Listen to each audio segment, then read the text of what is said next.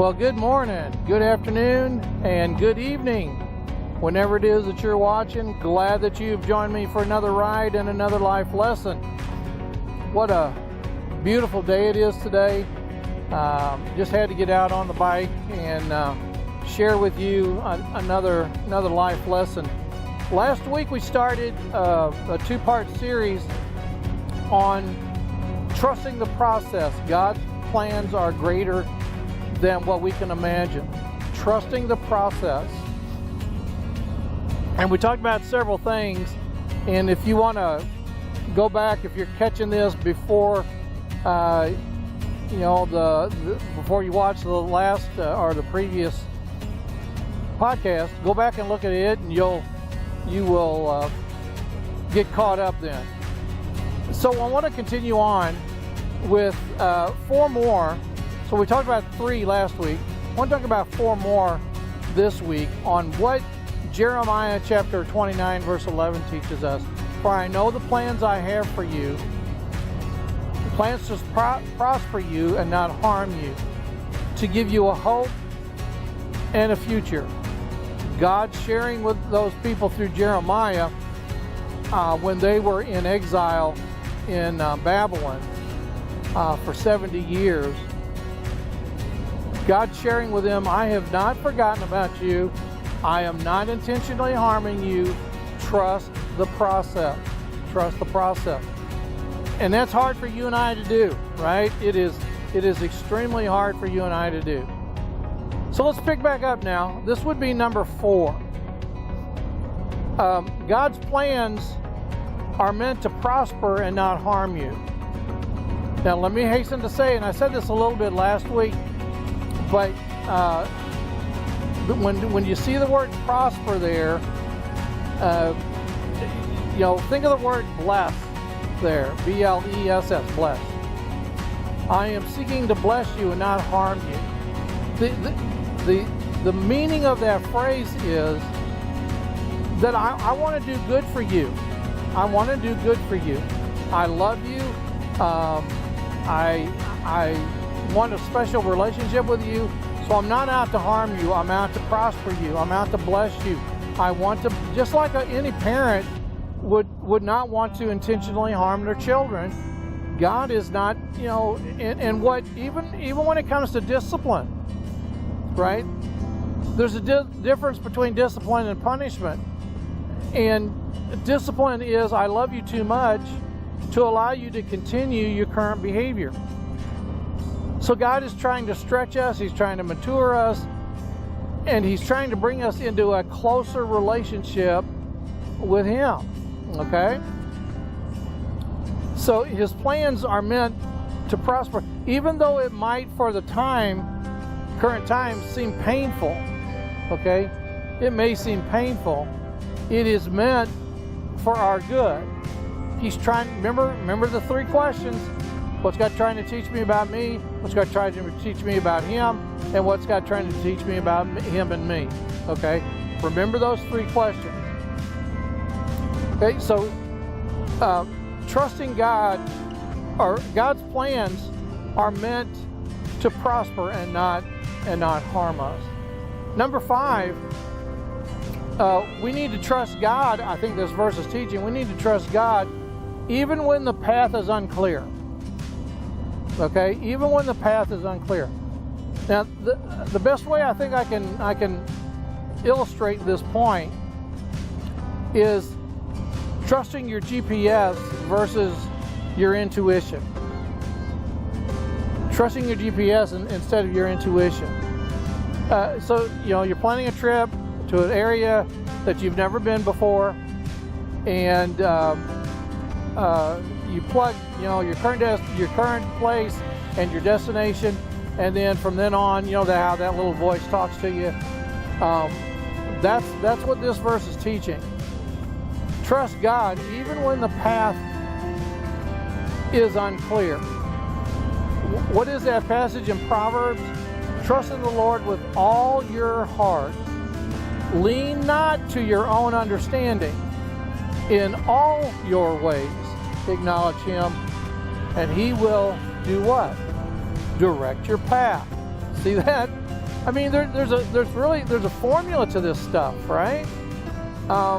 And if you and I would just listen to the formula and read the formula and follow what God is trying to teach us, it's more than the circumstance. He's not just trying to get it. We want to just get out of the pain, right? We want to get rid of the pain. We don't want to experience that. But God is trying to teach us more than that. He's trying to teach us a valuable lesson. Trust in the Lord with all your heart. Lean not to your own understanding. Now think about that. So things that may seem logical to me and you is not necessary. That's why, for I know the plans I have for you. Okay, God's ways, and I may do this in another podcast. Talk about this verse. God's ways are not our ways. His thoughts are not our thoughts. Okay. So trusting God even when the path seems unclear. You're not sure. Okay, you're not sure, but God is. God's taking your. It's kind of like also, if you're in a, if you're following somebody into a destination that you're not familiar with, and the person says, "Hey, I've been there before. Just follow me." Now, what do? Do you decide to go off on your own, or do you follow them? See how practical that is? It's the same thing. God is not limited by time nor space. Okay, so where we're going, He's already been. Now let that ruminate for a little bit. Where we're going, He's already been. So trust God even when the path is unclear. And notice next, this would be number 6. He promises a hope and a future. The situation that you're in right now, the circumstances that you're in, it may seem hopeless to you, but it's not to God. Not if we back up, look at the broader picture, and ask those 3 questions. If we ask those 3, I'm telling you, if we ask those 3 questions, God will reveal some things to us. Now, He may not reveal it immediately, because the Bible teaches God knows the intent of our heart. Are we trying to learn something, or are we just trying to escape the situation? Okay? And quite honestly, we probably all tend to do the latter rather than the former. So there's a hope and a future. Hope in the Bible is not just wishful thinking. Okay? Hope in the Bible is, a biblical understanding of hope is a confident expectation, because I have trusted God in the past, and He has delivered. He has blessed. He has answered prayer. So because He's done it in the past, because of His character, I can trust Him now in this present circumstance. Okay? A hope in the future of what God has in store. Answer the question, what does your future hold? I don't know. But it gives me an expectation of what's to come. Why? Because I can look at the past and see how God has blessed in the past, and how God has brought me through circumstances that I thought I would never, ever get through. He brought me through it. He does that each and every time. So, God's plans are meant to prosper us and not harm us. Trusting in God even when the path is unclear and uncertain. Knowing that there's a hope and a future for what God has in store. And then finally, for this 2-part series. And it kind of goes with the title, right? Trust the process. Trust the process. We're often quick to give up on things that don't go according to our plan. Okay, so if it doesn't go according to my plan, well then the heck with it. I'll just give up, right? I just won't do it anymore. I won't think about it anymore. I'll just give up on it. No, because if you give up on it, then what God has had in store for you, it's just over the horizon, you will have missed out on. So trust the process. I cannot emphasize that enough. Trust the process. Trust God leading you through the process. Trust in the path that He has set for you. Walk that path and watch what He does, how He grows you, how He matures you.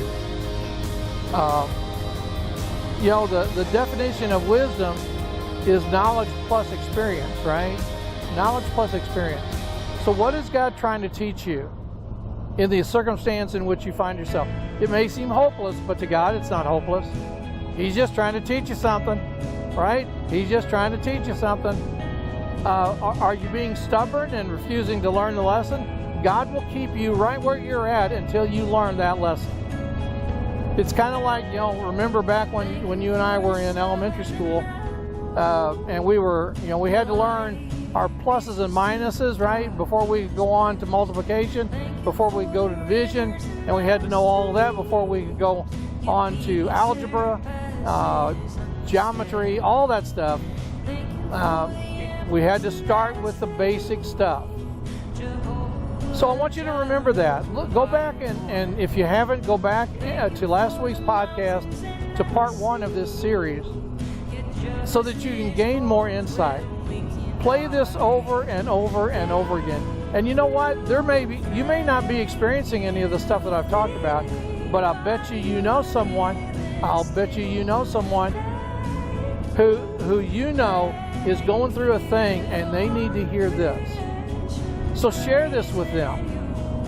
If you don't want to share it on Facebook, say, hey, I know a guy who rides a motorcycle and he was talking about trusting the process. Here's his channel. Go listen to it. That would be great. Spread the word, because you and I have to trust the process, learning that God has greater plans for you and I than even you and I have. Listen, I want to thank you for riding along with me again today. Appreciate you being here. Hope you've learned something. Hope you've learned a life lesson again today. And we'll be back doing this again. Taste of spring today. We'll be back doing it again. Hopefully winter will be shortened and the grass will start greening up, the trees will start budding, and it'll be much warmer weather. God bless you. Thanks for riding with me. Thanks for learning another life lesson. We'll see you next week, either right here on the bike or in my studio. God bless you. Have a good day.